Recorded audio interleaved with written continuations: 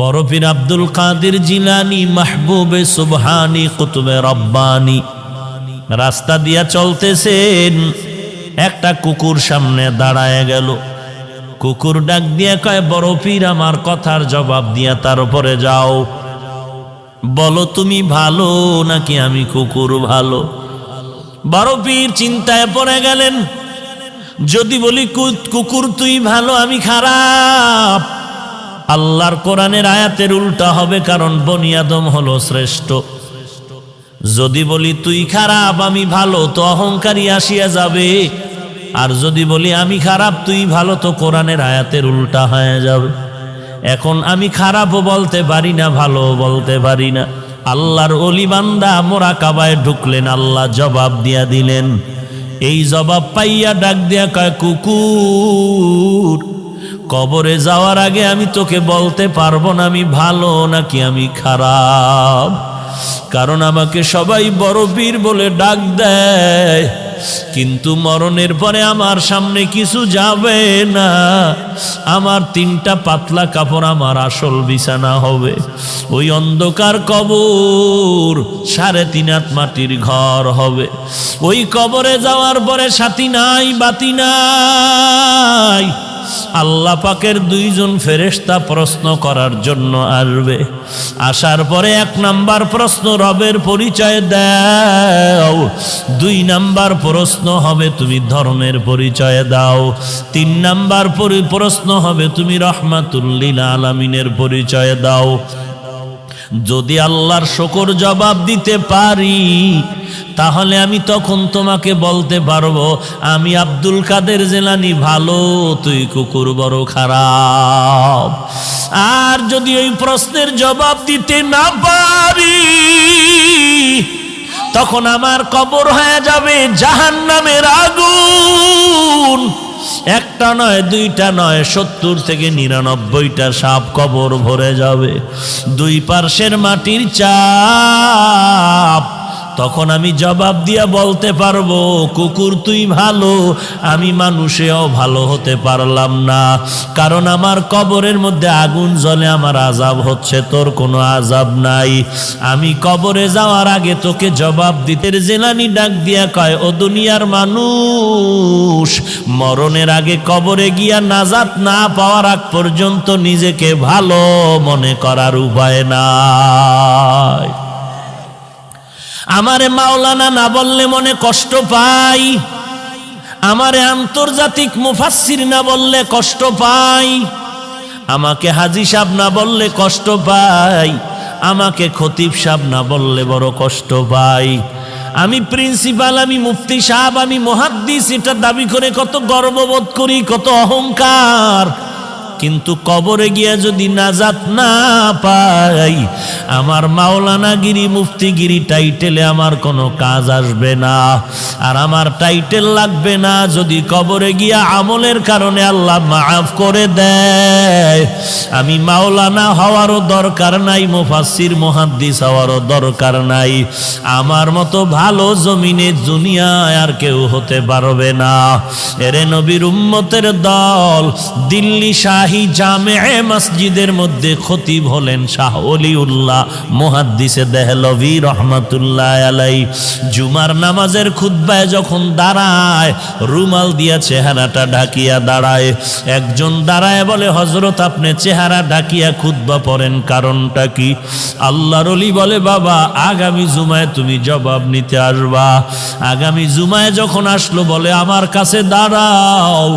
আল্লাহর ওলি শাহ ওলিউল্লাহ মুহাদ্দিস তার রুমালটা ওই প্রশ্নকারীর মাথায় দিলেন। প্রশ্নকারী একটা চিৎকার দিয়া বেহুশ হয়ে জমিনে পড়ে গেল। হুশে আসার পরে বলে, বাবা রুমালটা মাথায় দেওয়ার কারণে তুমি চিৎকার দিলা কেন? ওই লোকটা বলে, আল্লাহর কসম, আপনার রুমাল আমার মাথায় দেওয়ার পর দিল্লির বিশাল শহরে তাকায়া দেখলাম লক্ষ লক্ষ মানুষের মধ্যে কোনো মানুষ নাই। মাঝে মাঝে 2-1টা মানুষ দেখা যায়, আর বেশিরভাগ দেখা যায় কুকুর আর বানরের সুরতে।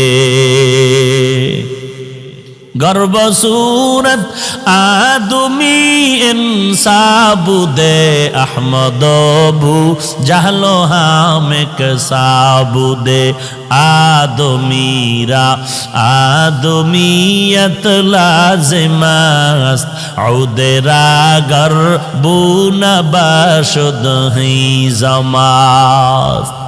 গোটা দুনিয়াটা শাসন করেছেন দুইজন, শোষণ করেছে দুইজন। একজন শাসনকর্তা সুলাইমান পয়গম্বর, আর একজন শাসন করেছিলেন বাদশাহ যুলকারনাইন। ইন্তেকালের আগে বাদশাহ যুলকারনাইন বললেন, মরার পরে জানাজা পড়াইয়া কাফনের ভেতর থেকে হাত দুইটা বের করে এলাকায় ঘুরায় ঘুরায় কবরে নিয়ে যাওয়া। যখন এনা জানাজার পরে এমন করা হলো, দুনিয়াওয়ালারা কয়, দেখ দেখ, দুনিয়ার ক্ষমতা পাইয়াও লোভ এখনো সামলাইতে পারে না, মরার পর আরো চায় আরো চায়। ইমানওয়ালা কয়, না রে বেয়াকুফ, না না, বাদশাহ যুলকারনাইন গোটা মানুষের সবক দিয়া গেল। আমি দুনিয়ার পুরা ক্ষমতা পাইয়াও আজ খালি হাতে কবরে যাইতেছি। এরে নবীর উম্মতের দল, কিসের মাস্তানি আর কিসের বাহাদুরি করো? তোমার আপন ছেলে যার জন্য তোমার ঘাম নষ্ট করে কামাই রুজি করে বাড়ি গাড়ি করো, ওই ছেলেটা তোমার গুনার ভাগ নিবে না, ওই মেয়েটা তোমার গুনার ভাগ নিবে না, তোমার মা তোমার আপন গুনার ভাগ নিবে না। দুনিয়াতে যদি মামলায় পড়ে যাও, বিপদে পড়লে দেখছনি মা বাবায় বলে এই সন্তান আমি চাই না। একটু বিপদে পড়লে মা সন্তানেরে ভুলিয়া যায়, আবার সন্তান মা বাবারে ভুলিয়া যায় স্বার্থের ভরি টানে ভরিয়া। অতএব তুমি কার পিছনে দৌড়াও, সব বাদ দিয়া তুমি আমার মাওলার সাথে যোগাযোগ লাগায়া দাও।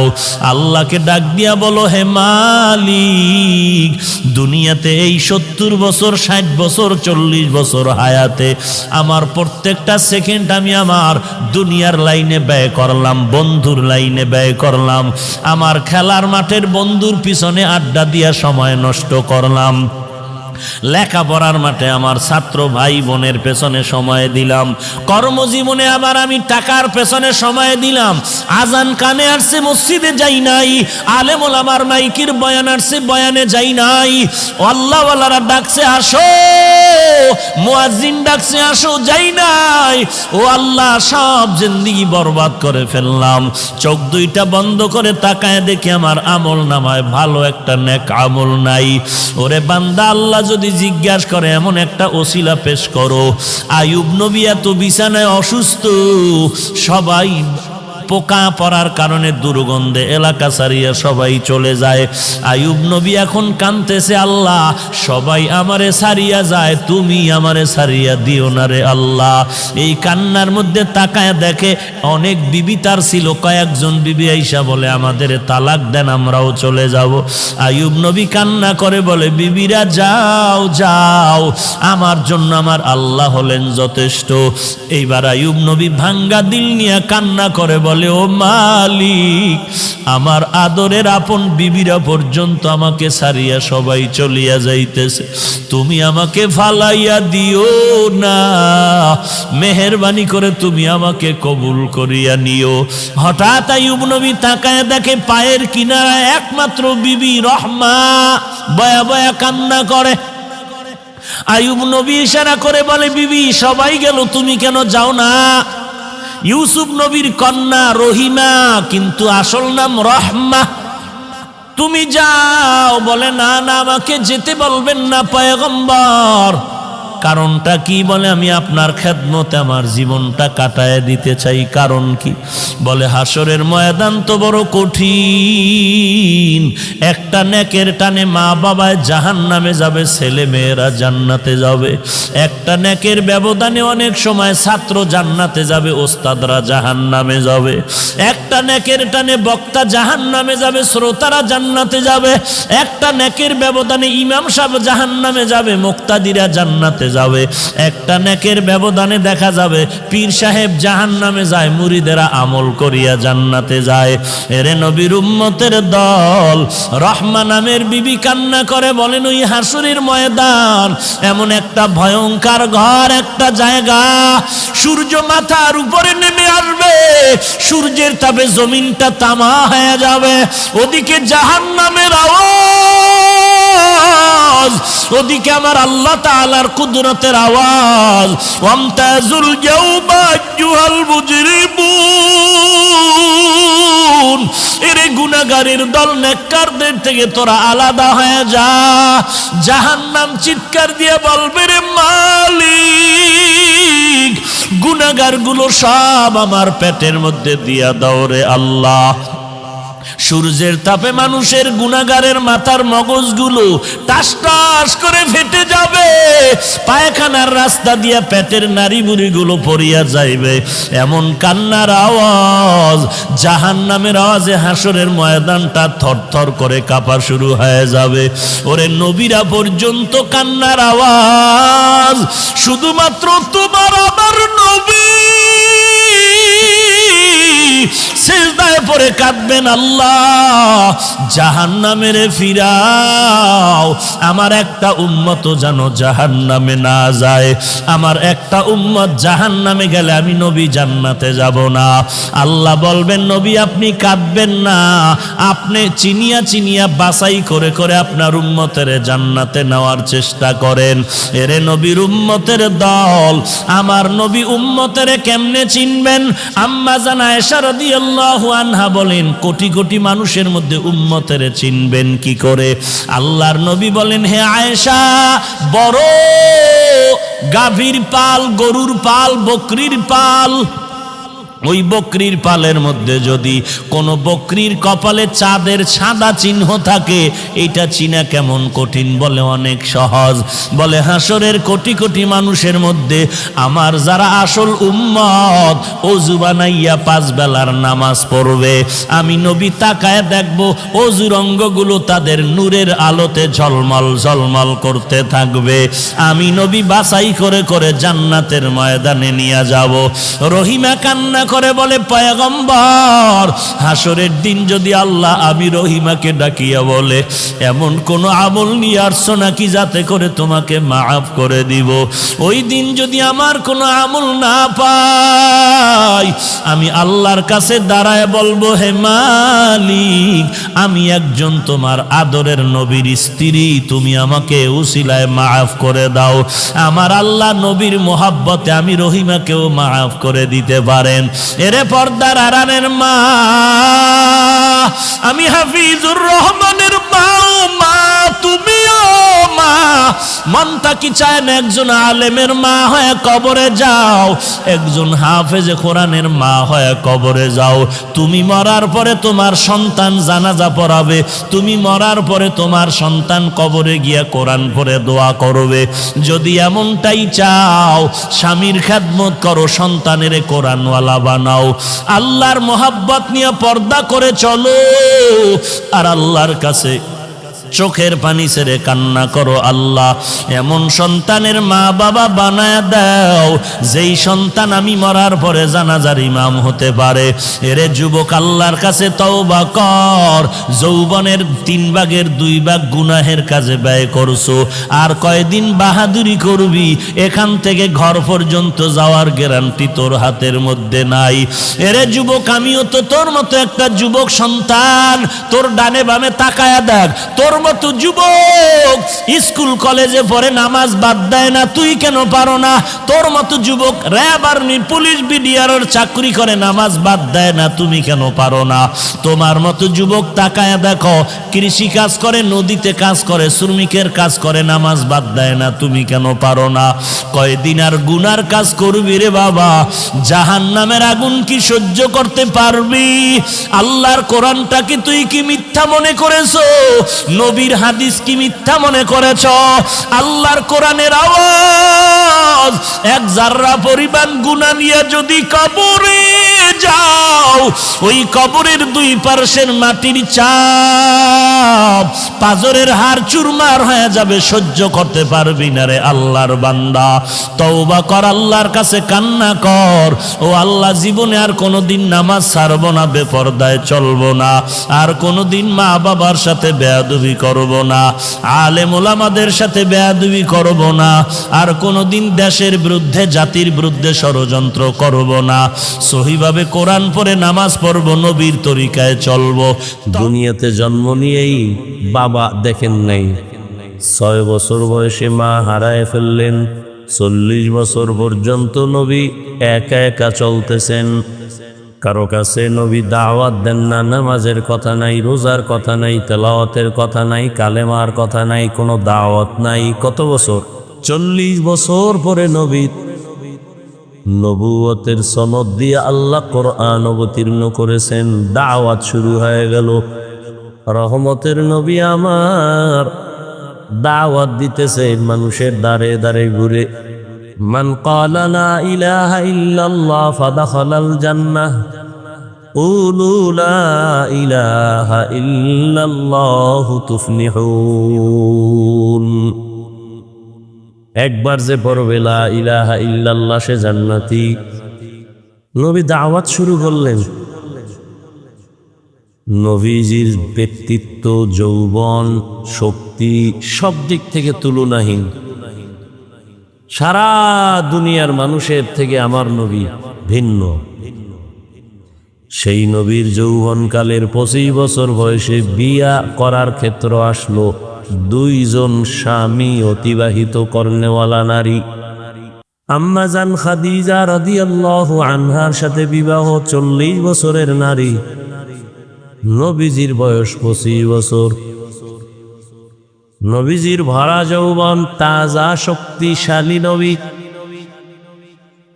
এখানেও আমার রবের বড় পরীক্ষা। তাও আবার 40 বছরের নারী, অবিবাহিত না। 2 জন স্বামী বিদায় হয়ে গেল, তৃতীয় হিসাবে রহমতের নবী আমার। কন্যা হইতেছে, কন্যা হইতেছে, বারবার কন্যা। আরবের মানুষ কন্যা পছন্দ করে না, কঠিন পরীক্ষা চলতেছে। আরবের মানুষ কন্যা পছন্দই করে না। কন্যা ঘরে আসলে লজ্জায় বাবা সমাজে মাথা উঁচু করে না, সমাজে বলেও না, গোপন রাখে, লজ্জা। নারী সমাজের বোঝা। সারা দুনিয়ার ধর্ম বর্ণ সব মানুষগুলো নারীদের উপরে জুলুম করে, জুলুম আর জুলুম। একমাত্র ইসলাম নারীর সম্মান বজায় রেখেছে, আর কেউ রাখে নাই। নারীর মর্যাদা ইসলাম দিয়েছে, আর কেউ দেয় নাই। এই কথাটা যারা বুঝে না তারা ইসলামের বিরুদ্ধে কথা বলে, আর বলে ইসলাম নারীর অধিকার দেয় নাই, মর্যাদা দেয় নাই। যুক্তি পেশ করে বাপ মারা গেলে সন্তান যে সম্পদ পাবে তার অর্ধেক পাবে নারী, তো ইসলাম নারীকে ঠকাইল কেন? এই যে অর্ধেক দিয়েও নারীরে অনেক বেশি দিছে, ছেলের থেকেও বেশি, এটা বুঝার ক্ষমতা নারীর নাই। ছেলে যা পাবে তার অর্ধেক পাবে একটা মেয়ে। এই অর্ধেকও ছেলের ডবলের থেকে 1000 গুণ বেশি, এটা বুঝার ক্ষমতা। ছেলে শুধু বাবার থেকে পাইল, কিন্তু আর মরণ পর্যন্ত কারো থেকে পাবে না। আর মেয়েটা বাবার থেকে পাইল, বিবাহের সিঁড়ি পর্যন্ত উঠায় দেওয়ার দায়িত্ব বাবার। স্বামীর ঘরে যখন যাবেন মৃত্যু পর্যন্ত দায়িত্ব স্বামীর। স্ত্রীর কোনো কাজ নাই, কোনো কর্ম নাই, কষ্ট করতে পারবে না, শুধু ঘর সামলাবে। আর বাইরে কাজ করবে কখন? ঘর সামলাইতেই তো নারীর সময় থাকে না। রান্না বাড়া করা, ঘরের ভেতরটা ঠিক রাখা, সন্তান লালন পালন করা, এটা 1000 বার দিলেও স্বামী পারবে না, চাইলেও পারবে না, সম্ভব না। আল্লাহ বানানোর সময় সিস্টেম আলাদা করেই তো বানাইছে। দুনিয়ার চরিত্রহীন লম্পটেরা, এরা নারী আর পুরুষের সমান অধিকার দিতে চায়। আল্লাহকে আমি বানাইছি তো সমানভাবে বানাই নাই, তুই সমান করবি কেমনে?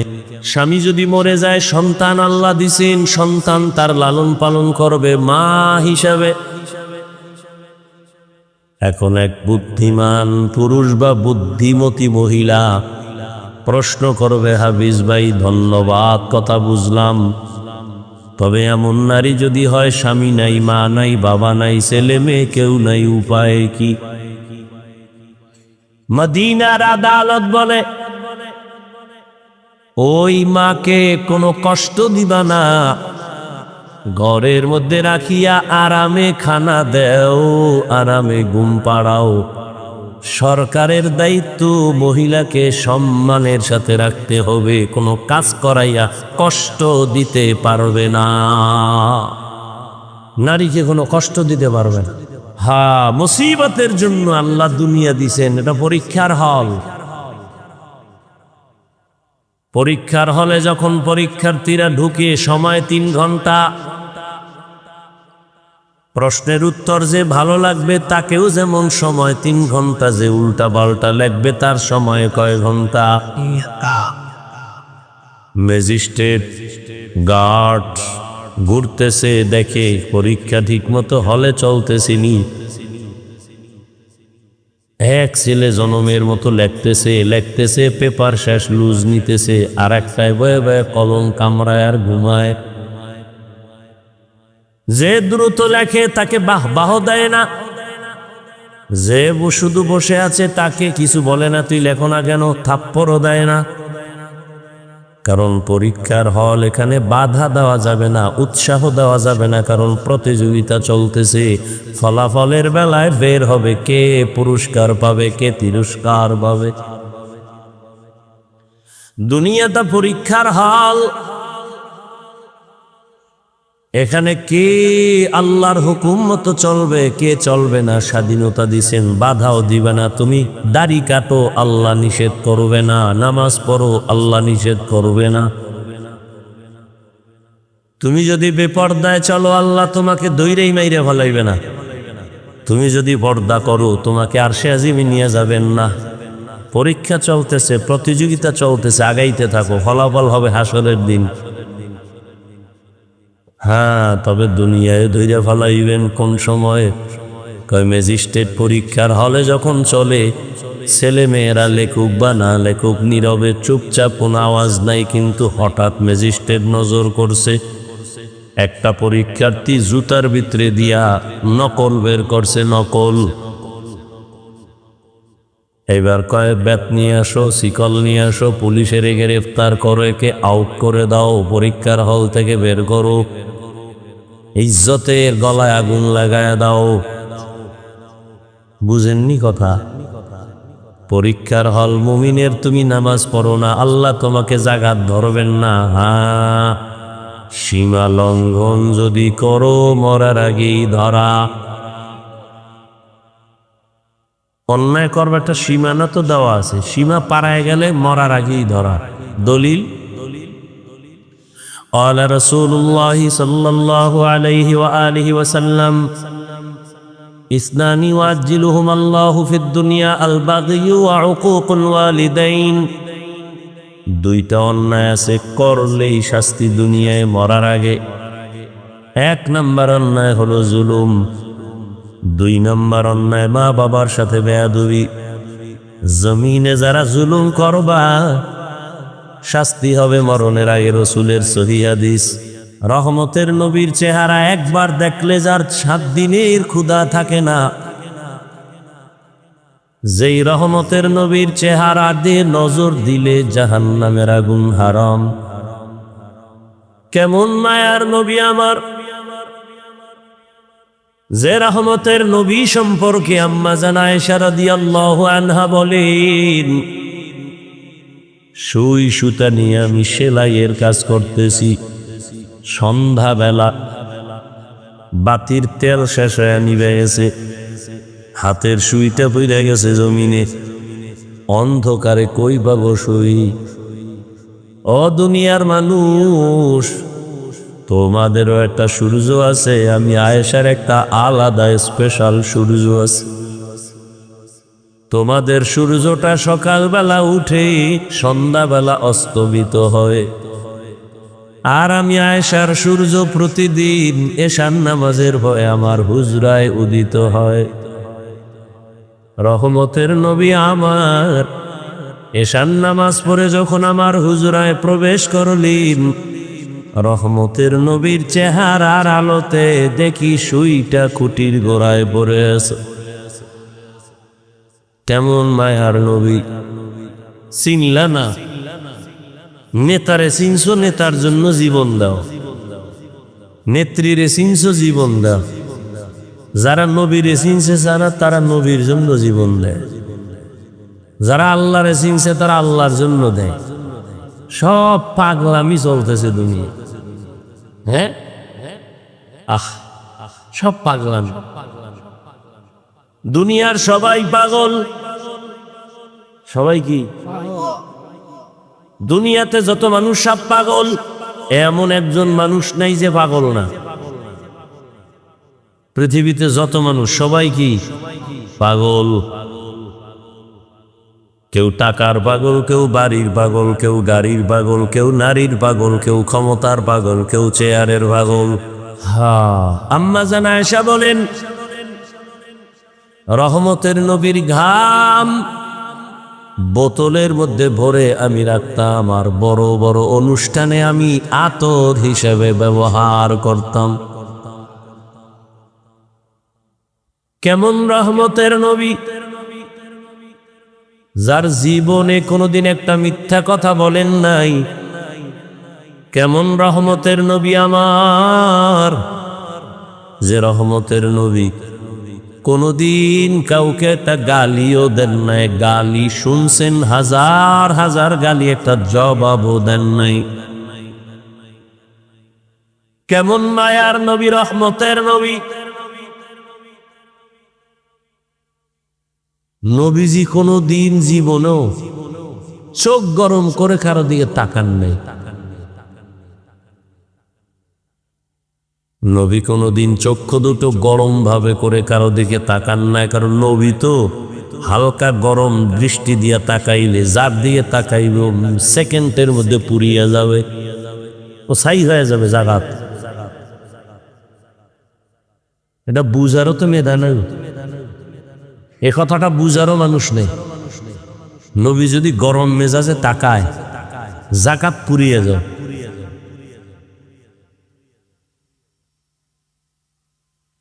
এটা আল্লাহর দেয়া পাওয়ার। বুঝার মেধা নাই, বুঝানোরও মানুষ নাই, বুঝবার মতো মনও নাই, বিরোধিতা করার মানুষ আছে।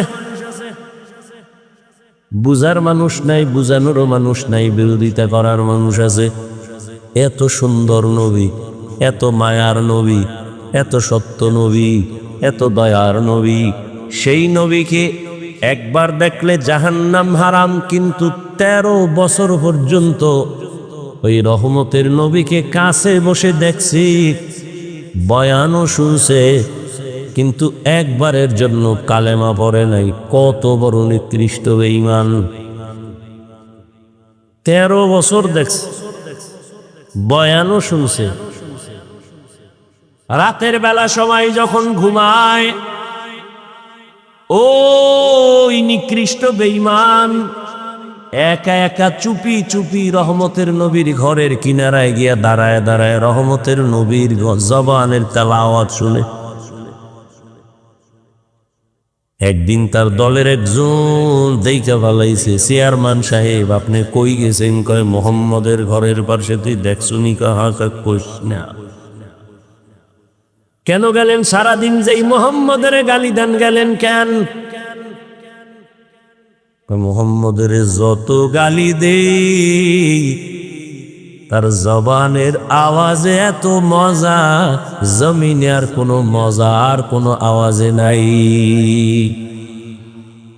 ইমামুল আউয়ালিন আল আখিরিন বহর সাদকা রাহমাতাল লিল আলামিন সাইয়্যিদুল কাউনাইন খাতমুল মুরসালিন আখির আমদ বুদে ফখরুল আউয়ালিন। এত বড় নামি দামি বেঈমানদার নাম জানেননি? গর্ব সুরত আদমি ইনসাবুদে আহমদ বু জাহলো হামেক সাবুদে। 13টা বছর নবীরে দেখার পরও কালেমা পড়ে না বেঈমান আবু জাহাল। অন্যদিকে 27 বছরের একটা যুবক, কয় বছর, তরবারি নিয়ে দৌড়ায়, নবীকে জবাই করবে। কারে জবাই করবে? রহমতের নবীর কল্লা কাইটা নিয়ে আসবে, তরবারি নিয়ে দৌড়ায়। কত বড় বিশ্ব সন্ত্রাসী! রহমতের নবীর মাথা কাটার জন্য দৌড়ায়। এত গরম মেজাজ। ঘটনা আপনারা জানেন। হঠাৎ রহমতের নবীর সামনে গিয়া চেহারা দেখা তরবারি ফালায় বলে, ও রহমতের নবী, আমাকে মাফ করে দেন, কালেমার রশি আমার গলায় পড়ায়া দেন। 13 বছর দেখে কালেমা পড়ে না, আর জবাই করনেওয়ালা কালেমাওয়ালা হয়ে গেছে। এর নাম কফাল। এর নাম কি? এই কফালওয়ালা কে? কে? মান ইয়াহদিল্লাহু ফাহুয়াল মুহতাদ ওয়া মান ইউদ্লিল ফালান তাজিদা লাহু ওয়ালিয়াম মুরশিদা। আল্লাহ যাকে কবুল করবেন সে হেদায়াত পাবে, আর যার কপাল পুড়ে যাবে সে হেদায়াত পাবে না, পাওয়ার মতো কোনো মুর্শিদও পাবে না। মুর্শিদ বানি পথ দেখানোওয়ালা, পথ প্রদর্শক, এর নাম কফাল। এলাকায় বহুদিন ধরে বয়ানের প্রচারণা চলতেছিল, অনেকে আসতে চাইছিল, পারে নাই। কফাল। আর একদল বাড়ির থেকে বইলে আসছে, 10 কাউনি এলাকায় ওয়াজ হইতেছে, যাই। বেহেশতের প্যান্ডেলে না ঢুকে সে দোকান পাটে আড্ডা দেয়, গল্প করে, তাজা তাজা কবিরা গুনাহ করে। কফাল। বুঝেননি?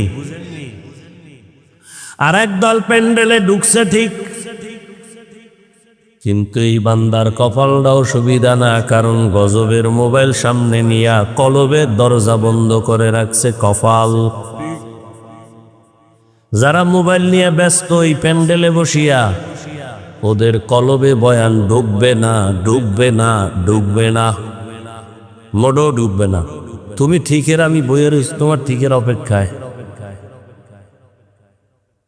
ওর কলবে বয়ান ঢুকবে না। এই জন্য দেখেন না, মুনাজাত তো সবাই ধরে, সবাই তো আর কাঁদে না। কাঁদে? মকবুল হ্যায় শাজ হ্যায় কাবিল তু বহুত হ্যায়, মকবুল হ্যায় শাজ হ্যায় কাবিল তু বহুত হ্যায়, আয়ে না কে মানিন্দে তু নেহি দিল তু বহুত হ্যায়, আয়ে না কে মানিন্দে তু নেহি দিল তু বহুত হ্যায়। সবার ভিতরে তো একটা কলব আসেনি? আয়নার মতো পরিষ্কার কলব আছে কতজনার। সারা রাত দরজা বন্ধ করে জেনা জেনা, মোবাইলের জেনা, মায়ও এক রুমে, বাবা এক রুমে, মোবাইলের জেনা, মাইয়া এক রুমে, মোবাইলের জেনা, ছেলে আর এক রুমে। রাতের বেলা সারা রাত মোবাইল দিয়া জেনা, চোখের জেনা, কানের জেনা, হাতের জেনা, অন্তরের জেনা, জবানের জেনা মোবাইলে।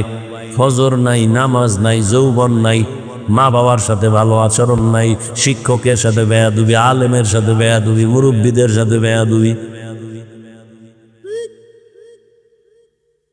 বাঁচতে চাও অনেক দিন, কিন্তু অস্ত্র লয়ে ঘুরতেছ, দ্রুত মরার অস্ত্র, তোরা দ্রুত পঙ্গু বানায় ফেলবে। বিয়ে টিয়া করিস না বলো,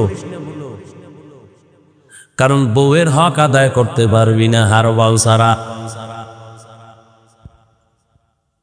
আর বিয়া কইরা যদি বউর হক আদায় না করতে পারতো, আর এক বিপদ না কান্দে লইলি?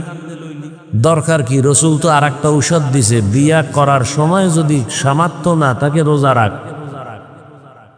কিন্তু নিমখারাম বেঈমান কিছু মুনাফিকরা কয় রোজা রাখলে রোগ বাড়ে, অথচ রসুলের কথা এবং সমস্ত চিকিৎসা বিজ্ঞানীদের ফাইনাল কথা, মানুষের সুস্থতা সব রোজা। তুমি ডায়েট করো, ডায়েট। সমস্ত দুনিয়ার ডাক্তারেরা খালি ডায়েটের ঔষধ দেয়, কম খা, কম খা, কম খা। সকালে টোস্ট, রং চা, দুপুরে হালকা পাতলা কিছু খাবি, রাত্রে না খাইয়ে হইয়া থাকবি। এই ডায়েট করো। সব ডায়েটের চেয়ে আমার রসুলের দেওয়া ডায়েট তো সে ১৫০০ বছর আগের ঔষধ। রোজার আট, এর থেকে বড় ডায়েট আর কিচ্ছু নাই। ডায়াবেটিসের গোষ্ঠীও তোরে ধরবে না ঠিক মতো রোজারা। রসুল সোমবার বৃহস্পতিবারে রোজা রাখছেন। এমনি চিকিৎসা বিজ্ঞানীরা ১৫০০ বছর আগের মোহাম্মদের থিওরিগুলো রিসার্চ করে বলছে রোজা হলো শরীরের মহা ঔষধ সুস্থতার জন্য।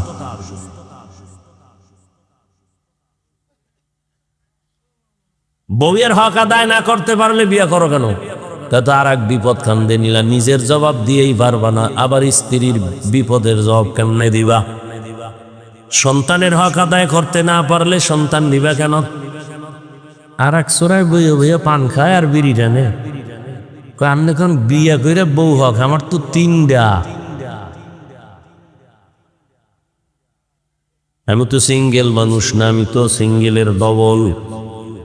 এক বউয়ের হক আদায় করতে পারো না রে বাবা, তুমি ২ বউ নেও কেন? হুশ নাই, মাস্তানি চলবে না। দুনিয়াতে জাহান্নাম দেখতে চাইলে একাধিক বিয়ে করো।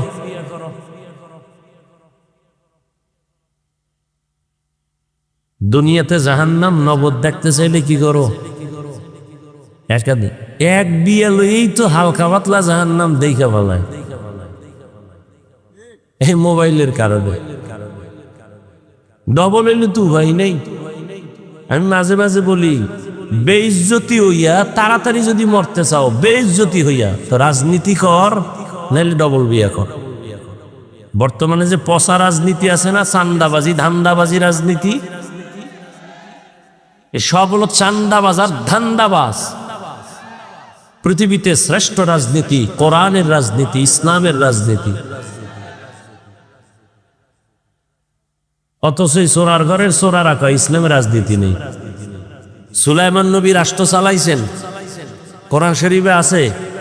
ইউসুফ নবী মিশরের অর্থমন্ত্রী ছিলেন, কোরআন শরীফে আছে। আবু বকর ওমর ওসমান রাষ্ট্র চালাইছেন, রসুলের হাদিসে ঘটনা আছে। তোমারে কোন চোরায় শিখাইল ইসলামের রাজনীতি নাই?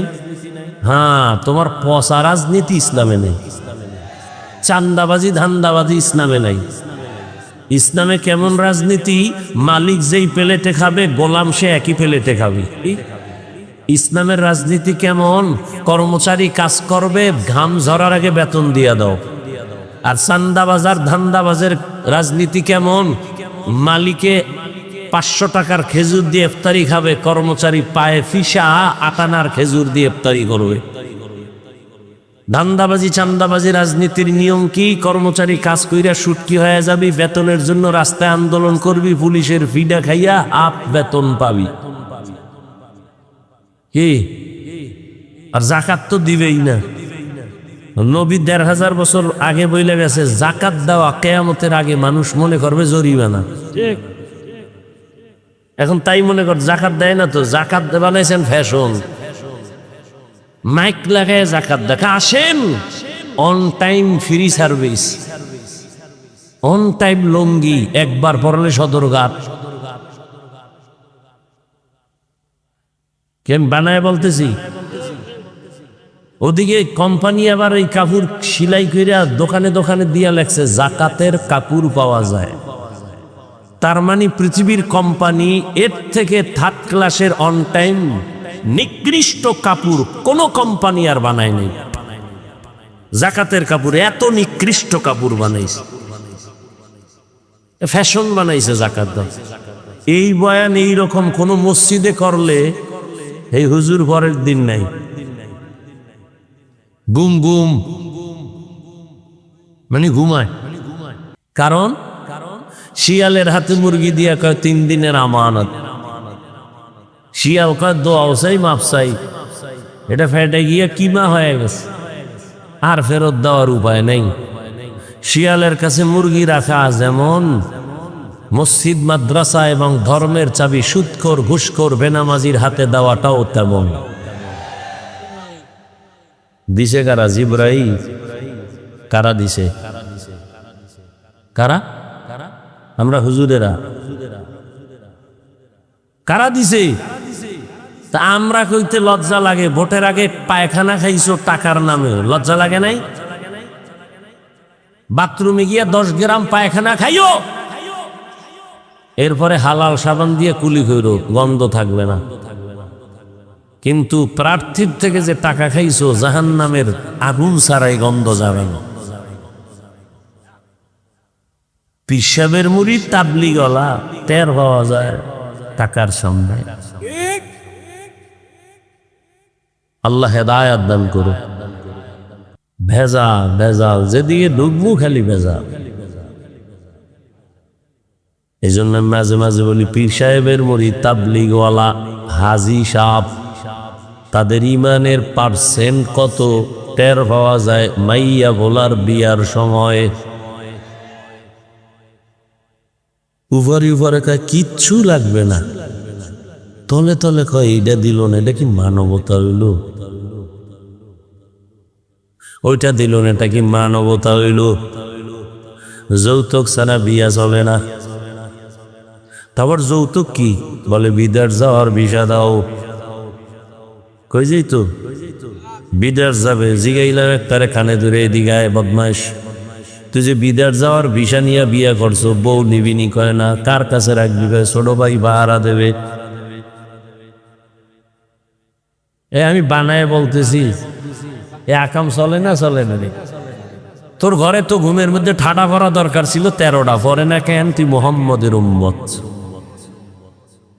নইলে পড়তো। ঘুমের তুইটা দেখতি চেহারাটা শুকর হয়ে গেছে, বানর হয়ে গেছে, শুধু মোহাম্মদের বরকতে আল্লাহ দেন না।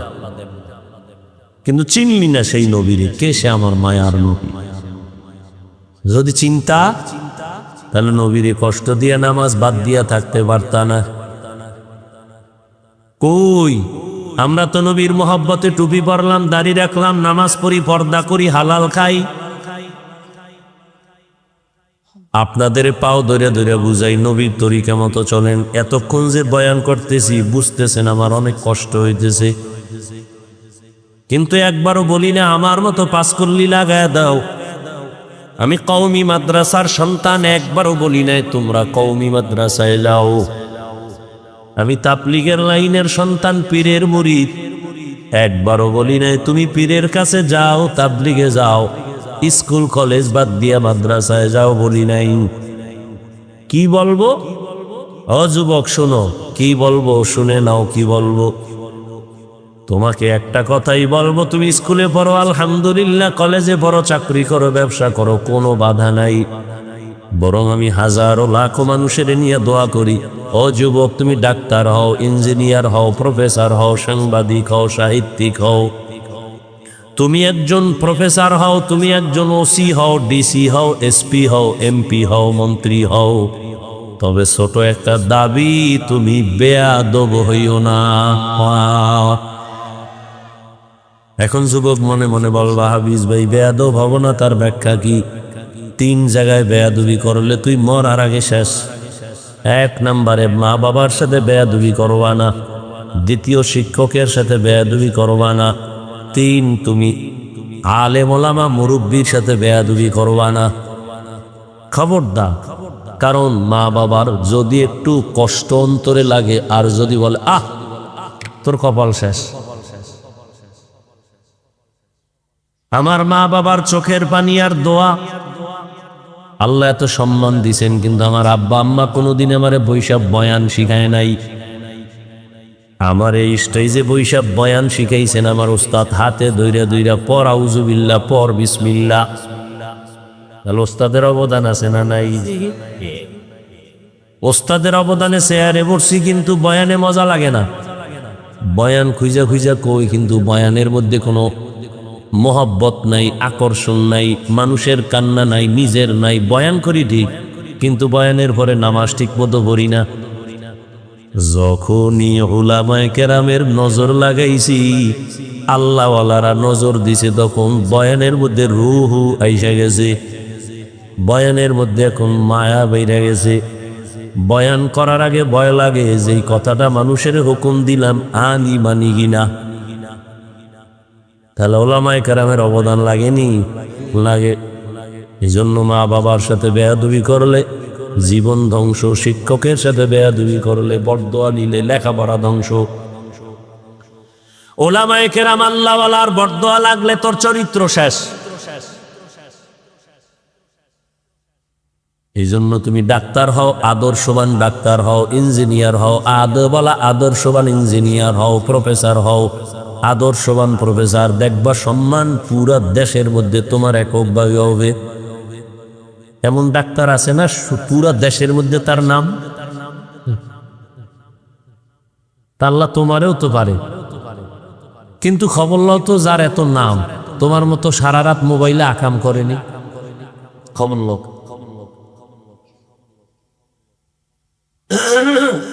এরে আমার যুবক বাবারা, পর্দার আড়ালের আম্মা জান বোনেরা, বৃদ্ধ বাবাজিরা, কত মানুষ কান্না করে, তদবির নেয় সন্তানের জন্য, বিয়া করছে 10 বছর সন্তান পায় না। আল্লাহ আপনাদের সন্তান দান করছেন, শুকর আদায় করে একটা সন্তান ডাক্তার বানাবেন, দুঃখ ছিল না, কিন্তু বেয়াদব বানাইলেন কেন? আপনার সন্তান কেন আলেমের বিরুদ্ধে ফেসবুকে লেখে? আজকে একজনে দেখাইল বাংলাদেশের অনেক আলেমরাও ভালো করে তারে চিনে না। এই ভালো করে শুনেন, বাংলাদেশের উলামায়ে কেরামের মধ্যে অনেক আলেমরা তারে ভালো করে চিনে না। ছাত্ররা তো আরো আগেই চিনে না। তবে আমি আল্লাহর কসম করে বললেও ভুল হবে না, বাংলাদেশে হাতে গোনা যদি সর্বোচ্চ লেভেলের 5 জন কোরআন হাদিসের গভীর এলেমওয়ালা থাকে, এর মধ্যে প্রথম সারির সিরিয়ালে বাইতুল মুকাররমের খতিব আল্লামা আব্দুল মালিক সাহেব দামাত বারাকাতুহুম। চ্যালেঞ্জ, এই কথা যে অস্বীকার করবে সে মুনাফিক। আমি চ্যালেঞ্জ দিলাম, বাংলাদেশের সর্বোচ্চ লেভেলে, সর্বোচ্চ যদি 2 জন থাকে, একজন আব্দুল মালিক। চ্যালেঞ্জ। কিন্তু আজকে তার বিরুদ্ধে একজনে দেখাইলো, তার নাম নিয়ে ফেসবুকে অকথ্য ভাষায় গালাগালি করছে এক মা বাবার অভিশপ্ত সন্তান বেয়াদব। আমি তো সারা বাংলাদেশে বলি, যারা আলেম ওলামার বিরুদ্ধে ফেসবুকে লেখে ওরা বেয়াদব, ওরা মা বাবার অভিশপ্ত সন্তান, ওদের উপরে মা বাবার লানত, মা বাবার বরদোয়া। একটু আগেও বলছি, ও কখন চাকার তলে মাথা ঢুকে যাবে, ও কখন পইরা পাও ভাঙবে, পঙ্গু হবে, খবরও থাকবে না। এই ছোট বয়সে বহু দেখছি বেয়াদব। রাস্তাঘাটে চলতে থাকি সারা রাত, দেখি বহু পাগল, ইংলিশে কথা কয়, পাগল ল্যাংটা পাগল, আরবিতে কথা কয়। চিন্তা করলাম পাগলে আবার ইংলিশে কোচিং করে নাকি কোথাও। খুঁজা খুঁজা হিসাবটা বের করে দেখলাম, না না, ও আসলে স্কুল কলেজের ভালো ছাত্র ছিল, বেয়াদবি করে পাগল হয়েছে। মাদ্রাসার ভালো ছাত্র ছিল, বেয়াদবি করার কারণে রাস্তার পাগল হয়ে গেছে। এত বড় আল্লাহর ওলি, এত বড় বুজুর্গ, এত বড় আল্লাহওয়ালা। আমি আজকে কিন্তু শুরুতে বসে একটা কথা বলছিলাম, মনে আছে? ভুলে গেছেন শুরুতেই, যে আমি হাফিজুর রহমানের 14 গোষ্ঠীরে পড়াইতে পারবে। এরকম বড় আলেম আছে, কিন্তু মাইকের সামনে বয়ান করতে পারে না, সেটা ভিন্ন। নাই হুজুর, আব্দুল মালিক সাহেব দামাত বারাকাতুহুম। কি বলবো, এমনি বলা টলা সাইডে দিস, কারণ নেফাকি অন্তর অলাদি তোর কম জ্বালায় নাই। বাইতুল্লাহর গিলাপ ধইরা নিজের সংশোধনের চেষ্টায় আছে, বলতে চাই না, বললে ওদের ঘুম 100 বছরের জন্য হারাম হয়ে যায়। একটু আগে বলছি না, ইমামের লোকমা তুমি দিবা কেন? লোকমা দেওয়ার সিস্টেম আছে, লোক আছে আলাদা, শরীয়ত নির্ধারণ করে দিয়েছে। যে কেউ লোকমা দিলে হবে না, ওটা লোকমা হবে না, হবে বেয়াদবি। আল্লাহ হেদায়েত দান করুন। আমি আমাদের হেদায়েত চাই, বেয়াদবের হেদায়েত চাই না। কারণ ভালো করে লিখে রাখবেন, আল্লাহ যদি কারো উপরে অসন্তুষ্ট হন, তার প্রথম পরিচয় সে আলেমের পিছনে লাগবে। এটা প্রথম পরিচয়, আল্লাহ তার উপরে বেজার। বড় দুঃখ, কোথায় রসুলের আদর্শ, কই আমাদের অন্তর, কই রসুলের আদর্শ, কই আমি উম্মত। ইসলাম ইসলাম করো, নামাজ নাই ইসলাম, রোজা নাই ইসলাম, দাড়ি নেই ইসলাম, টুপি নেই ইসলাম, সুন্নত নেই ইসলাম। করতে পারবা, কিন্তু তোমার দ্বারাই জমিনে ইসলাম হবে না, হবে না, হবে না, হবে না। কোনো বেনামাজি দিয়া, কোন সুদখোর ঘুষখোর রসুলের দুশ্মন দিয়া আল্লাহ ইসলামের ঝান্ডা উঠাবেন না, উঠাবেন না, উঠাবেন না। আল্লাহ যাদেরকে দিয়ে উঠাবেন সে লোক আল্লাহ আলাদা তৈরি করে উঠাবেন। দিন হেফাজতের জিম্মা কার? আমনের কাছে দিন ইজারা দেয় নাই। যদি তাই হইতো তো রসুল চলে গেছে, ইসলাম থাকতো না। আছে না এখনো? কিয়ামত পর্যন্ত থাকবে, কারণ এই জিম্মাদারি কার? পরীক্ষা চলছে বড় কঠিন। আল্লাহ বলেন আমি মুমিনের পরীক্ষা নিব 5টা জিনিসের দ্বারা। 1 নম্বরে ভয়, 2 ক্ষুধা, 3 নম্বরে সম্পদের ঘাটতি, 4 জীবনের ঘাটতি, 5 হলো ফলের ঘাটতি। মনে থাকলে বলবেন 5টা পরীক্ষায় পাশ করার জন্য পুঁজি লাগবে কি? ধৈর্য। 1 নম্বরের পরীক্ষা আল্লাহর ভয়। এখানে দুনিয়ার ভয়ও আছে। আপনি যদি পর্দা করেন আপনার আত্মীয়তা থাকবে না। বউ বলবে এত পর্দা চাই না, শালি বলবে দুলাভাই চাই না। এখন কি আপনি ওদের ভয়ে পর্দা ছাড়বেন নাকি পর্দা করবেন? এটা পরীক্ষা। আর এক ভয় হলো আল্লাহর আযাবের ভয়। দুনিয়ার কেউ দেখে না আমি মদ পান করি, আমি নামাজ পড়ি নাই, আমি হালাল খাই না হারাম খাই, কেউ দেখে না। কে দেখেন? ওই মালিকের দরবারে দাঁড়াইয়া হিসাব দেওয়ার ভয়, আমি মরিয়া যাব, না খাইয়া মরব, হারাম খাবো না। এটা কার ভয়? হরকে দারাত খৌফে হক দর দিল মদাম জন্নাতুল মাওয়াদে হাদ রামাকাম জুজবা হক চি জে মখাজ ইনসোজা ফজলে উ আমস্তে দর জুমলা জাহা। আল্লাহর আযাবের ভয়। এটার পাওয়ার কত? যে নবীজির কোনো গুনাহ নাই, আসেনি? আমগো নবীর কোনো গুনাহ আছে? কোন নবীর গুনাহ আছে? যদি কেউ সন্দেহ করে তার ঈমান চলে যাবে, বউটা তালাক হয়ে যাবে। সমস্ত নবীরা নিষ্পাপ মাসুম, কিন্তু এই ভয় সম্পদের এত দাম, এত মূল্য। রহমতের নবী যার কোনো গুনাহ নাই, যেই নবীর জন্য আমার আল্লাহ নিজে আশেক। কেমন নবী? মুসা নবী আল্লাহর বন্ধু, ঈসা নবী আল্লাহর বন্ধু, ইব্রাহিম আল্লাহর বন্ধু, ঈসা আল্লাহর বন্ধু, ইউসুফ আল্লাহর বন্ধু, এক কথায় সব নবীরা আল্লাহর বন্ধু, মুহাম্মদুর রাসূলুল্লাহ আল্লাহর বন্ধু। তবে ব্যবধানটা কি? সব নবী রাসূল আমার আল্লাহ তাআলার আশিক, আর আমার আল্লাহ নিজে হলেন মুহাম্মদের আশিক। ব্যবধান আছে না নাই? জিন্দেগি মে বন্দেগি তু করনা হে, जिंदगी में बंदगी तू करना है, जिंदगी बे बंदगी शर्मिंदा है, जिंदगी बे बंदगी शर्मिंदा है। दुनिया में हो दुनिया का तालबगार ना हो, बाजार से गुजर हो खरीदार ना हो,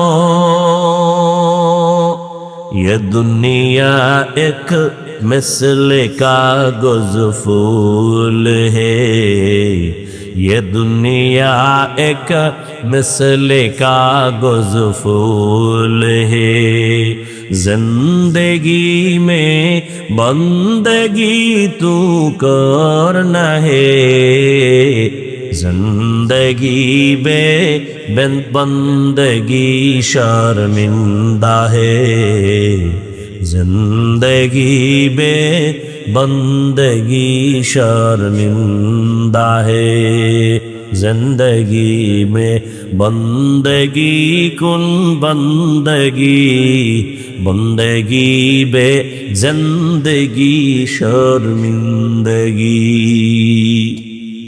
रहमतेर नबीर कोनो गुनाह নাই, যে নবীর জন্য আল্লাহ নিজে আশিক, সেই নবীকে আল্লাহ বলেন, ও নবী আমি আমাকে আপনি ভয় করেন।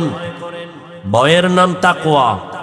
ইয়া আইয়ুহান নাবিয়্যুত্তাকিল্লাহ ওয়া লা তুতি'ল কাফিরিনা ওয়াল মুনাফিকিন। আল্লাহর আযাবের ভয় বড় কঠিন। আপনিও মুসলমান, আমিও মুসলমান, আপনার আমার আল্লাহ দুই। এই ঘুমাইতেছেন না? আপনাদের আল্লাহ আমার আল্লাহ, আপনাদের নবী আমার নবী, আপনাদের কোরআন আমার কোরআন, আপনাদের কাবা আমার কাবা, আপনাদের ধর্ম আমার ধর্ম, আপনাদের কালেমা আমার কালেমা। আপনারা দুনিয়াতে আসছেন, আমি আছি সিস্টেম। বিদায় বেলা কাফনের সংখ্যা আমারও 3টা, আপনারও 3টা, মহিলাদের হবে 5 কাফন, কালার হবে আলাদা। হ্যাঁ, কালারও সবার এক, শুধু হুজুরদেরটা আলাদা। হ্যাঁ, কি কালার? কি কালার? কালার লইয়াও কিলাকিলি করো, কে সবুজ, কে কালো, কে সাদা, কিলাকিলি করো রে বাবা। মরণকালে কাফনের কালারও সমান, কাফনের সংখ্যাও সমান। কাফনের উপরে লেখা থাকবে বড় হুজুরের লাশ, চেয়ারম্যান সাহেবের লাশ। কে ধনী, কে গরিব, কে আলেম, কে মূর্খ, কে ইমাম, কে মুক্তাদি, কে ডাক্তার, কে রুগী, কোনো ভেদাভেদ নাই। আজকে যতই বাহাদুরি করি, কাফনের মধ্যে প্যাকেট হওয়ার পরে সব বাহাদুরি শেষ। কবরের সাইজ হবে, শুধু এলাকার কবর একটু বড় হবে। প্রশ্ন হবে কয়টা? আলাদা আলাদা না, তাও এক। রবের পরিচয় দাও, ধর্মের পরিচয় দাও, রহমাতুল লিল আলামিনের পরিচয় দাও। ও আমার কলিজার মা বোনেরা, ও যুবক বাবারা, ও বৃদ্ধ বাবাজিরা, আপনার আমার আল্লাহ এক, নবী এক, কোরআন এক, কাবা এক, ধর্ম এক, কালেমা এক, কাফন এক, কালার এক, কবর এক, প্রশ্ন এক। অথচ আমি মুসলমান, টুপি ছাড়তে লজ্জা পাই। আপনারা কেমন মুসলমান যে টুপি দিতে লজ্জা পান? আমি দাড়ি কাটতে লজ্জা পাই, আপনি রাখতে লজ্জা পান। আপনি কেমন ভিআইপি মুসলমান? আমি পর্দা না করলে লজ্জা পাই, আপনারা পর্দা করতে গেলে লজ্জা পান। আমি মসজিদে না ঢুকলে লজ্জা পাই, আপনি ঢুকতে গেলে লজ্জা পান। বালিশে মাথা লাগায় চিন্তা করিন মুসলমান কোন ধরনের হইলেন। আমার মালিকের ধরা থেকে পালানোর সুযোগ নাই। আপনারে পাও ধরে ধরে বয়ান করে তাবলিগলারা, পীর সাহেবরা, আমরা বক্তারা, জুমার খতিবরা, এরপরও টুপি করেন না, নামাজ পড়েন না, পর্দা করেন না। আর আমাদের যদি বলেন হাফিজ ভাই কি চান, টাকা পয়সা, দাড়িটা কেটে ফেলেন। জীবন যদি চলিয়াও যায় দাড়ি কাটবো না, নামাজ ছাড়বো না। কারণটা কি বাবা? কারণটা কি? একমাত্র কারণ আমার আল্লাহর ভয়। দুনিয়াতে সূর্যের গরম সহ্য করতে পারি না, একটা বেতের বাড়ি সইতে পারি না, মশায় কামড় দিলে আর ঘুম হয় না। গুনাহগারের কথা আল্লাহ কোরআনে বলছেন, গুনাহ নিয়ে কবরে গেলে কেমন আযাব, নেক আমল নিয়ে যারা যাবে তাদের জন্য শান্তি জান্নাত। গুনাহ নিয়ে গেলে কবরে দুই পার্শ্বের মাটির চাপ সহ্য করা যাবে না রে যুবক। ওই কবরে জাহান্নামের আগুনের গরম বড় মারাত্মক, কেমনে সহ্য করব? দুনিয়াতে সূর্যের গরম সইতে পারি না, জাহান্নামের আগুনের গরম কেমনে সহ্য করব?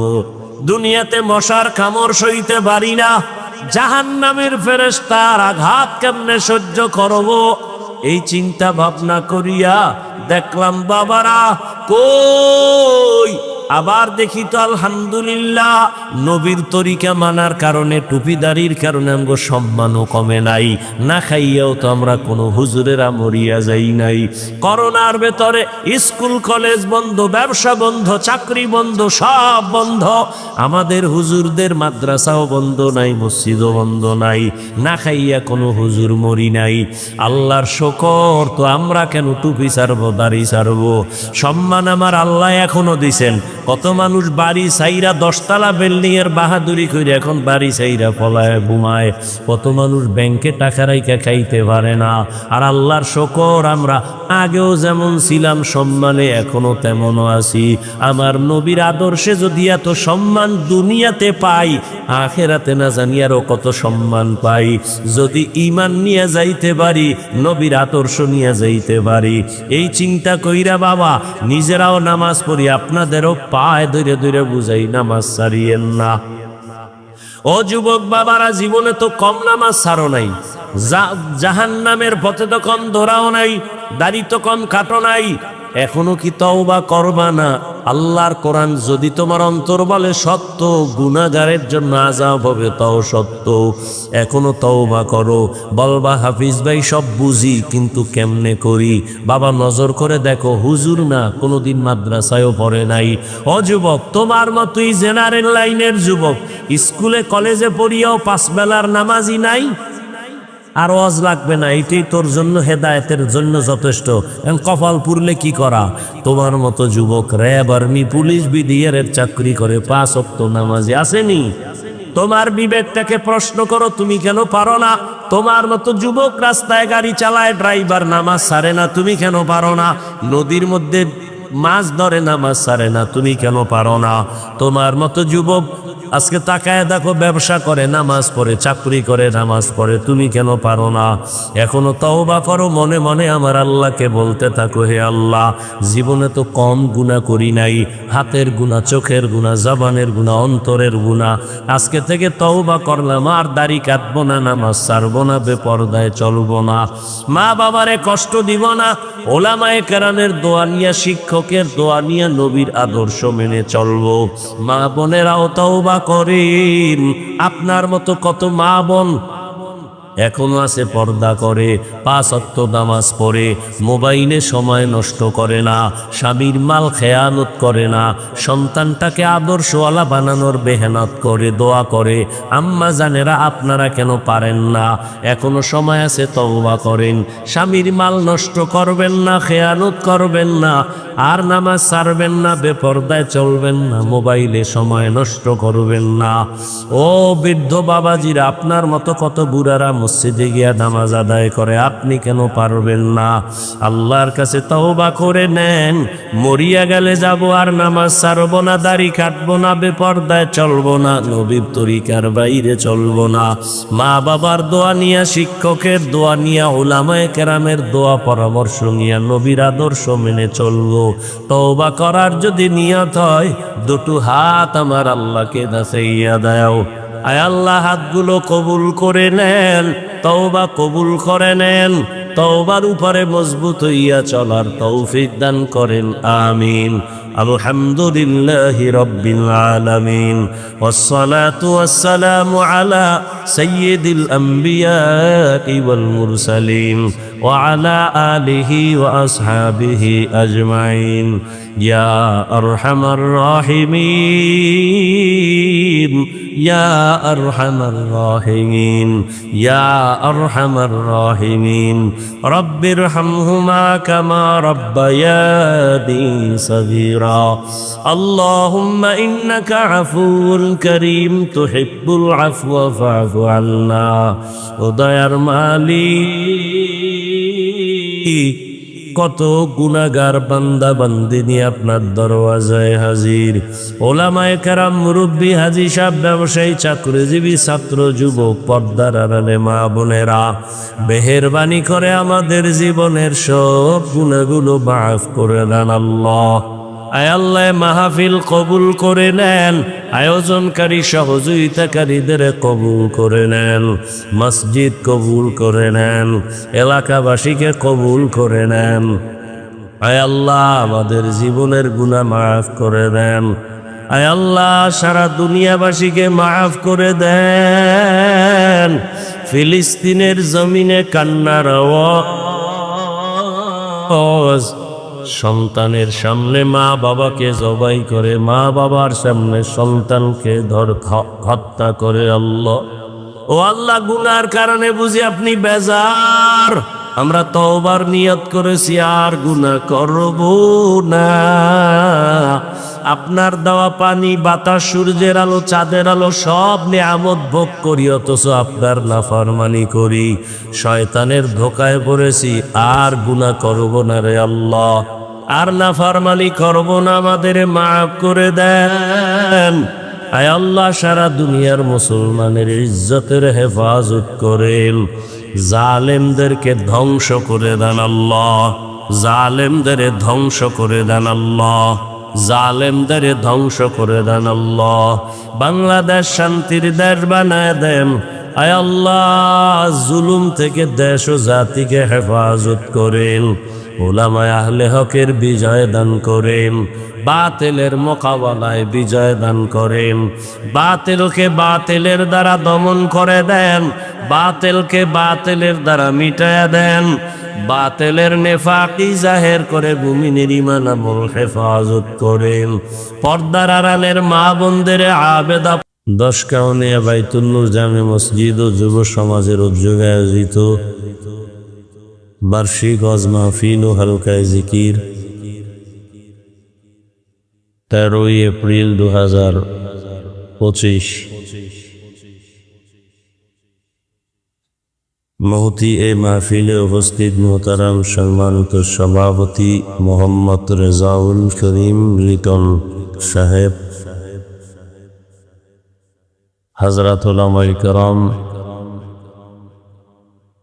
এলাকার বিভিন্ন স্থান থেকে আগত আল্লাহ পাকের আশিকিন, জাকিরিন, শাকিরিন, মুহিব্বিন, মুরব্বিয়ানে আযম,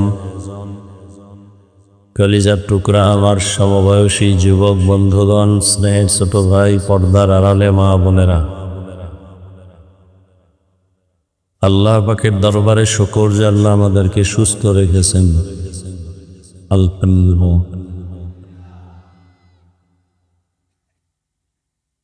এবং হাজারো লাখো মানুষের ভেতর থেকে আমাদেরকে দয়াময় আল্লাহ বাছাই করেছেন, বেহেশতের বাগানে আসার জন্য তৌফিকও দিয়েছেন। আর একবার শুকর আদায় করি।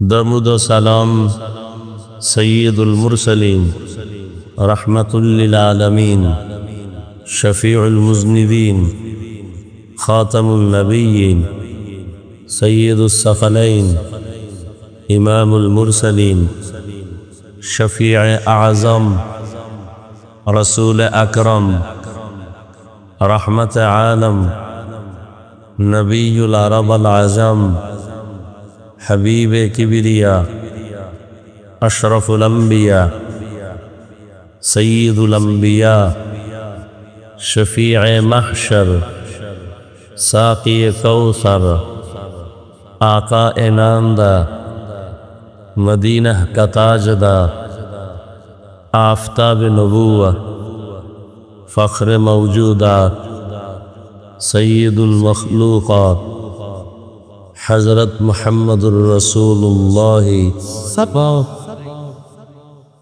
নবীর নামে দরুদ পড়লে গুনাহ হবে। সবাই পড়লেন না কেন? ভাবে আছেন? হ্যাঁ, সবাই পড়েন, আবার পড়েন। এই সাল্লাল্লাহু আলাইহি ওয়াসাল্লাম একবার পড়লে সাথে সাথে 3টা পুরস্কার আল্লাহ দিয়ে দেন। প্রথম পুরস্কার 10টা গুনাহ মাফ হয়ে যায়।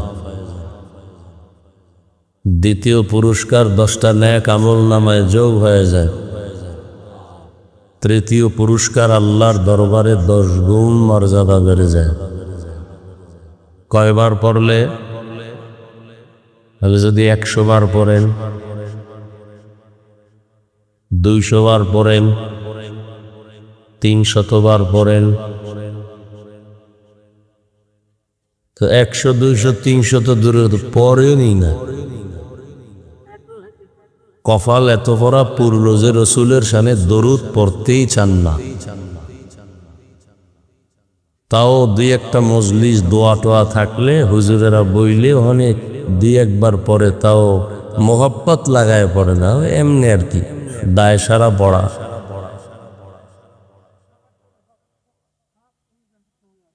দরুদ শরীফ এমন এক বরকতি আমল যে আখেরাতে তো লাভ আছেই, দুনিয়াতে অনেক বেশি লাভ। আপনার ব্যবসায় ঝামেলা, দরুদের আমল করেন, সমাধান হয়ে যাবে। আপনার ঘরে ঝামেলা, অসুস্থ, দরুদের আমল করেন, সমাধান হয়ে যাবে। চাকরির সমস্যা, এক কথায় সব মুসিবত আর পেরেশানির মধ্যে মুক্তি লাভের একমাত্র অস্ত্র কি? দরুদ শরীফ। ওলামায়ে কেরাম লিখেছেন কমপক্ষে 300 বার দরুদ পড়া উচিত প্রত্যেকটা মুমিনের জন্য। কতবার? তবে 2 শর্ত। 1 নম্বর শর্ত হলো খুব নির্জনে নিরিবিলি পরিবেশে পড়তে হবে। দ্বিতীয়ত পবিত্র অবস্থায় পড়তে হবে। নিরিবিল সময় হয় ফজরের পরে, নয় ঘুমের আগে। অজু সহকারে তসবিহ হাতে নিয়া,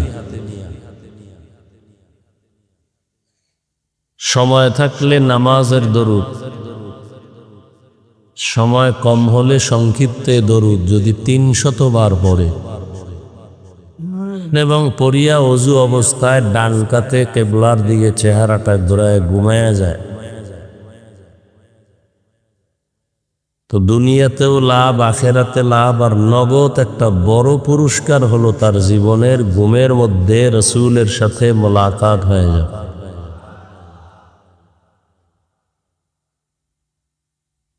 নিয়ত করা যায় তো, কোনো তাবিজ লাগবো না, পাথরের আংটি দিয়ে আঙ্গুল ভরার দরকার নেই, সব সমাধান হয়ে যাবে দরুদের আমলে। আল্লাহ আমাদের বেশি বেশি দরুদের আমল করার তৌফিক দান করেন।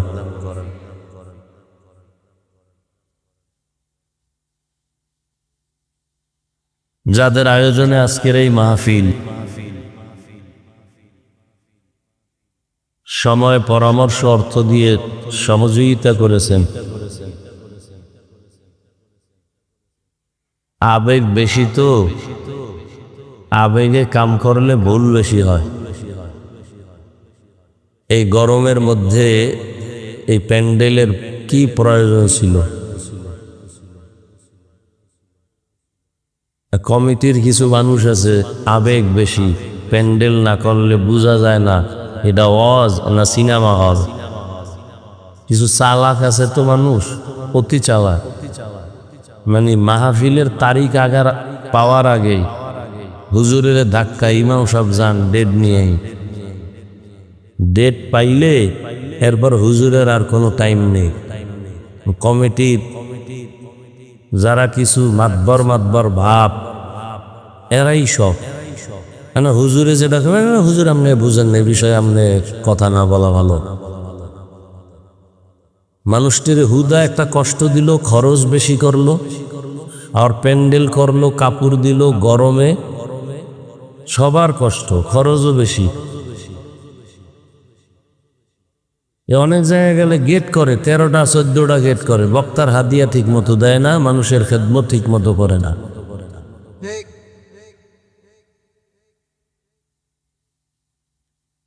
এরপরে করছে অনেক নিচা, আরো সাইডাত নিচে দিল তো একটু সুন্দর হইতো। মোটামুটি ফিলিস্তিন ভাবায় পড়ত যে আমরা গুহার মধ্যে আটকায় গেছি।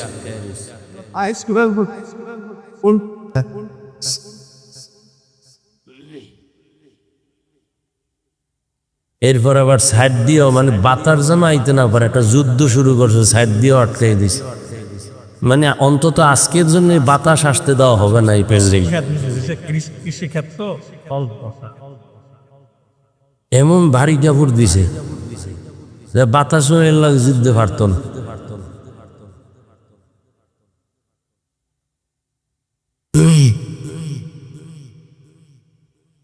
আল্লাহ, এর প্যান্ডেল একটু আলোকিত করবে, লাইট নেই, ভালো কিছু। আপনারা ছিলেন কেন বুঝলাম না, আপনি ঠিক করলে আমার আছেন কেন?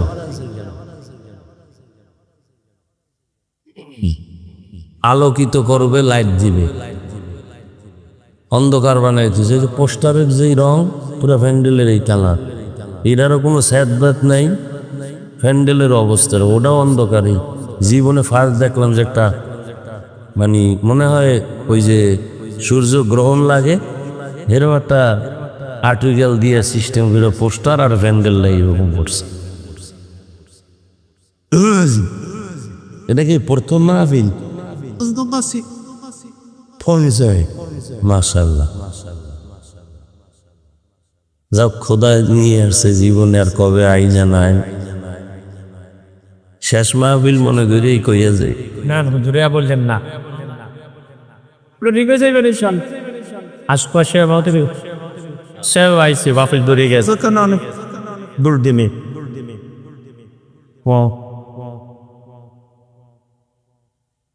যারা শ্রম দিয়েছেন, যদিও আমি বলছি কথাগুলো, কিন্তু যারা আয়োজন করেন তাদের তো হুঁশ থাকে না। তা প্রোগ্রামকে অ্যারেঞ্জ করতে গিয়ে অনেক কষ্ট, এই মানুষগুলোকে বসানোর জন্য। অন্য বক্তারা আসা যার, আমি আসা বা এরকম উল্লেখযোগ্য কেউ আসলে তো 10 বছরের কষ্ট 1 বছরে হয়। খরচও বেশি সব দিক থেকে। আলহামদুলিল্লাহ। কি এটা মাদ্রাসা না মসজিদ? মসজিদ। আল্লাহ মসজিদকে কবুল করা, এলাকাবাসীকে কবুল করা। আল্লাহ মাহফিলের বরকতে পুরা এলাকার কবরওয়ালাদেরকে জান্নাত দান করে। যারা বেঁচে আছেন হায়াত বাড়ায় দেন, অসুস্থ যারা আল্লাহ মাহফিলের বরকতে সুস্থ করে দেন। আমরা মুসলমান হিসেবে দোয়া করি, আজকের আমরা আরামে বসে বয়ান শুনতেছি, করতেছি, এই দ্বীনের বরকতে আল্লাহ ফিলিস্তিনের জমিনকে রহমতের চাদর দিয়ে আবৃত করে দেন। গোটা দুনিয়ার মুসলমানদের ইজ্জতের হেফাজত করেন। পরস্পরে মিল মোহাব্বতে রসুলের আদর্শ মতো জীবন পরিচালনার এই উঠাবার শুরু হয়ে গেছে। বয়ান শুরুই করলাম না, এর মধ্যে শুরু। তো বসার আপনাদের যদি সমস্যা থাকে ঢুকেন কেন?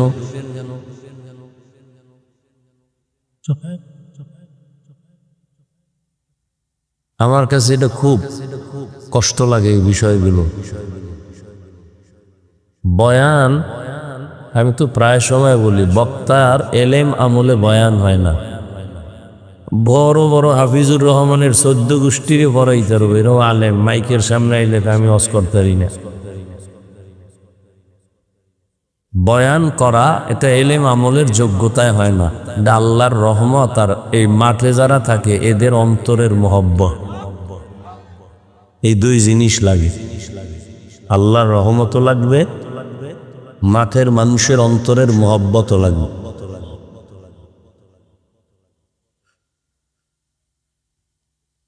কারণ আমরা লেখা ওয়াজ করি না, করাও যায় না, আর করলের মধ্যে বরকতও থাকে না। কি বয়ান করব তাও জানি না, খুতবার মধ্যে আয়াত একটা পড়ছি, এবার এই অনুযায়ী কি কথা হবে তাও জানি না। যে কথা আমার প্রয়োজন, আপনাদের প্রয়োজন, আল্লাহ সে কথাগুলোই আয়াত ও হাদিসের আলোকে বলার তৌফিক দান করুন। وَلَنَبْلُوَنَّكُمْ بِشَيْءٍ مِّنَ الْخَوْفِ وَالْجُوعِ وَنَقْصٍ مِّنَ الْأَمْوَالِ وَالْأَنفُسِ وَالثَّمَرَاتِ وَبَشِّرِ الصَّابِرِينَ। আল্লাহ বলেন, ও মুমিন, তোমাদেরকে আমি পরীক্ষা করবই করব। ভয়ের মাধ্যমে, ক্ষুধার মাধ্যমে, সম্পদের ঘাটতির মাধ্যমে, জানের ঘাটতির মাধ্যমে, ফলের ঘাটতির মাধ্যমে। সুসংবাদ তাদের জন্য যারা সাবিরিনদের অন্তর্ভুক্ত। নবীজি বলেন, মাইয়ুরিদিল্লাহু বিহি খাইরান ইউসিব মিন। আল্লাহ যাকে বেশি মহব্বত করেন, ভালোবাসেন, তাকে মুসিবতের পরীক্ষা নেন। মুসিবত দিয়া তার কি নেন? পরীক্ষা নেন। তাহলে আয়াত আর হাদিস দ্বারা কি বুঝলাম? আল্লাহ মুমিনকে পরীক্ষা করবেন। পরীক্ষার নাম কষ্ট। পরীক্ষা কি আরাম না কষ্ট? তাহলে আল্লাহর ওয়াদা পরীক্ষা নিবেন, কার নিবেন? বেঈমানের না মুমিনের? নবীজিও বলছেন, আল্লাহ যাকে ভালোবাসেন তাকে মুসিবতের পরীক্ষা নিবেন। তাহলে বোঝা গেল, দুনিয়ায় যতক্ষণ মুমিন আছে আল্লাহ এদেরকে মুসিবত দিয়েই পরীক্ষা নিবেন।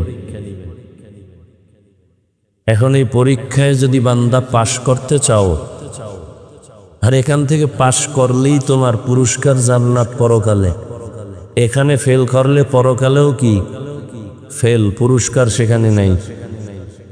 এটা পরীক্ষার হল, পুরস্কার দিবেন হাসরের মাঠে। জান্নাত, তিরস্কার হবে জাহান্নাম। তো এই দুনিয়ার এই পরীক্ষায় যদি তুমি পাশ করতে চাও, তো একটা পুঁজি লাগবে, যে পুঁজিটা না থাকলে তুমি পাশ করতে পারবা না। ওই পুঁজির নাম ধৈর্য। ওই পুঁজির নাম কি? আল্লাহ আমাদেরকে ধৈর্য ধারণকারীদের অন্তর্ভুক্ত করে দেন। আমি এভাবে দোয়া করি, হে আল্লাহ আমাদেরকে সাবিরিন, শাকিরিন, জাকিরিনদের অন্তর্ভুক্ত করে দাও। ধৈর্য বড় এক সম্পদ, বড় এক সম্পদ। গতকালকে রাত্রে একটা কিতাব দেখলাম গাড়িতে বসে বসে, ঘটনা। জুনায়েদ বাগদাদি রহমাতুল্লাহ আলাইহি, তিনি কোথাও যাইতেছেন, তো রাস্তার পাশে দেখতেছে কিছু লোক একজনারে মারে, বেত্রাঘাত করে। জুনায়েদ বাগদাদিরে তো সবাই চিনেন, দাঁড়ায় গেছে। দাঁড়ায় কয়, এই ভাই তোমরা এত লোক এখানে কেন? কয়, রে মারতেছো গেল? কয়, চোর চোর, চুরি করছে। চুরি করছে কেমনে? নজর দিয়ে দেখে, আর ডান হাতও নাই, বাম হাতও নাই। এর পরে এরে মারে। আরে এরে তোমরা মারো, এর হাত একটাও নেই, এ চুরি করলো কেমন? কারে হজরত, একবার চুরি করছে, অনেকবার ধরার পরে হাত কাইতে দিছে একটা, এরপরও থামে না। আবার করছে তো বাম হাত কাটছে, এরপরও সেই এই পেশা এখনো করতেছে বইলে আমরা মারতেছি। জুনায়েদ বাগদাদি তার কপালে চুমা খাইছে, আমরা মারতেছি ওরে ভিড়ে মাইরে ফালানোর জন্য। চোর, আপনি চুমা খাইতেছেন কেন? ওর এই গুণটা, ওর মধ্যে যে একটা খারাপ গুণের মধ্যেও একটা শিক্ষণীয় বিষয় আছে, ওইটার জন্য আমি চুমা খাইছি। আল্লাহ ওয়ালাদের নজর ভিন্ন, আমাগো নজর আর তাদের নজর কিনা না। এখন তো আল্লাহ ওয়ালা অনেকে পছন্দও করে না, বলে অলিয়া উলিয়া লাগে না। কোরআন হাদিস মানবো, আবার পীর মানবো কেন, ইমাম মানবো কেন, মাযহাব মানবো কেন, অলি মানবো কেন, আউলিয়া মানবো কেন? এদের মতো গোমরা ভণ্ড সারা দুনিয়াতে আর কেউ নেই। এরা শুধু ভণ্ড না, এরা নিকৃষ্ট ভণ্ড। এরা এতটাই ভণ্ড যে এদেরকে যারা ভণ্ড বলবে না তারাও ভণ্ড। কারা? যারা অলিয়া উলিয়া মানে না। কথা বুঝেননি? খুব খেয়াল করেন, মনে করেন না পাগলের মতো কিছু বইলা গেলাম। খুব হিসাব করে কথা বলি, আপনিও হিসাব করে শুনেন। এ জমিনে যে বলে আমরা অলি মানি না, আউলিয়া মানি না, পীর মানি না, মাযহাব মানি না, এরা বাতিল। এরা কোরআন মানে না, বুখারী শরীফ মানে না। এরা কেমন বাতিল? এদেরকে যারা বাতিল বলবে না তারাও বাতিল।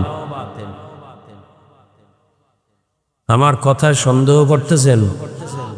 সন্দেহ দূর করার জন্য ইসলামের মূলনীতি অনুযায়ী কসম খাইলাম, ওয়াল্লাহ, আল্লাহর কসম। এবার সারা দুনিয়ার কোনো মায়ের সন্তান আমার এই কথার কাউন্টারে সাহস থাকলে দাঁড়াও। কঠিন মজবুতে কথাটা কসম খায় বলছি, যারা অলি মানে না, আউলিয়া মানে না, পীর মানে না, বুজুর্গ আল্লাহওয়ালা মানে না, এরা কোরআন মানে না, বুখারী শরীফ মানে না, এরা ভণ্ড।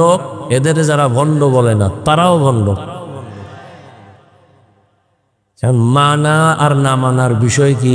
আপনি পীর সাহেবের কাছে মুরিদ হইবেন, আমি এটা বলি নাই। মানার মানি যে আপনি পীরের কাছে গিয়ে ভাও দূরে ঘুমাইয়া থাকবেন, এটা না। তাবলীগ হক, এটা আপনি সমর্থন করবেন, পারলে সহযোগিতা করবেন, বিরোধিতা করবেন না, এটা হলো মানা। এ দেশে পীর মুরিদি আছে, হক পথে যারা আছেন, চরমনাই, সারসিনা, বাহাদুরপুর, উজানি, নানুপুর, এদের দ্বারা হাজারো লাখো বেনামাজি নামাজি হয়েছে। যারা বিরোধিতা করেন আপনার দ্বারা কয়জন নামাজি? আমাকে গ্রামে বলে না, লেখতে না জানলো মোসবার জম, এই রোগে পাইছে। আল্লাহ হেদায়াত দান করে।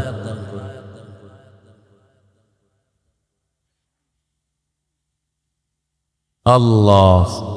তো জুনায়েদ বাগদাদি চুমা খাইলেন কার কপালে? সবাই বললেন চোরের কপালে চুমা খাইলেন কেন?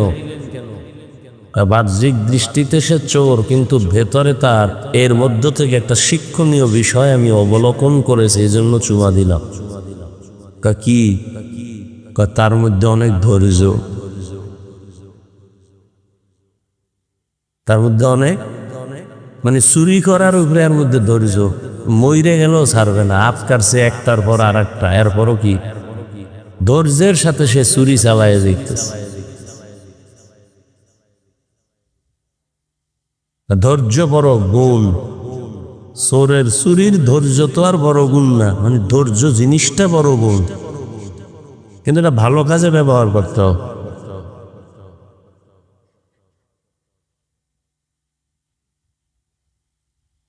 ধৈর্যর বড় পুরস্কার আছে দুইটা।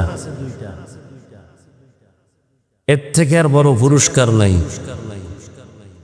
যারা ধৈর্য ধারণ করবে তাদের জন্য বড় পুরস্কার দুইটা, একটা দুনিয়ায় আর একটা আখিরাত। দুনিয়ার পুরস্কার আল্লাহ তার বন্ধু হয়ে যাবেন, ইন্নাল্লাহা মা'আস সাবিরিন। আখিরাতের পুরস্কার আল্লাহ তাকে কুদরতের দ্বারা বিনা হিসাবে জান্নাত দিয়ে দেন। ইন্নামা ইউওয়াফাস সাবিরুনা আজরাহুম বিগাইরি হিসাব।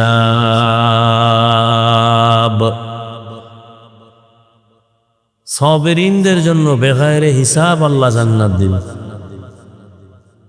সেই সাবিরিনদের অন্তর্ভুক্ত আল্লাহ আমাকে আপনাদের কবুল করে।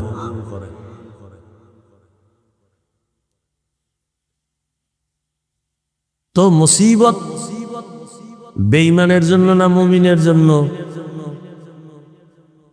অতএব মুসিবত কেন, এই প্রশ্ন করা যাবে, কারণ এটা পরীক্ষার হল। তবে পরীক্ষার একটু কোয়ালিটি আলাদা। কেমন? বলে ক্লাসের ছাত্রর ব্রেন যার বেশি ভালো তার পরীক্ষার প্রশ্ন তত কঠিন, যার জেহেন বা ব্রেন দুর্বল, মেধা দুর্বল, তার প্রশ্ন তত সহজ। ঠিক দুনিয়াতে যেই মুমিনের ইমান মজবুত তার পরীক্ষা কঠিন, যার ইমান দুর্বল বা তার পরীক্ষাও। দুনিয়াতে সব থেকে বড় তাজা ইমানওয়ালা সমস্ত নবী রসুলগণ, তাদের পরীক্ষাও অনেক কঠিন। আদম নবীর পরীক্ষা কত কঠিন, নূহ নবীর পরীক্ষা কত কঠিন, ইব্রাহিম নবীর পরীক্ষা কত কঠিন। আবার সব নবীদের মধ্য থেকে আমার আপনার নবীর ইমান আরো মজবুত, আরো তাজা, শ্রেষ্ঠ নবী, এই জন্য তার পরীক্ষা আরো কঠিন।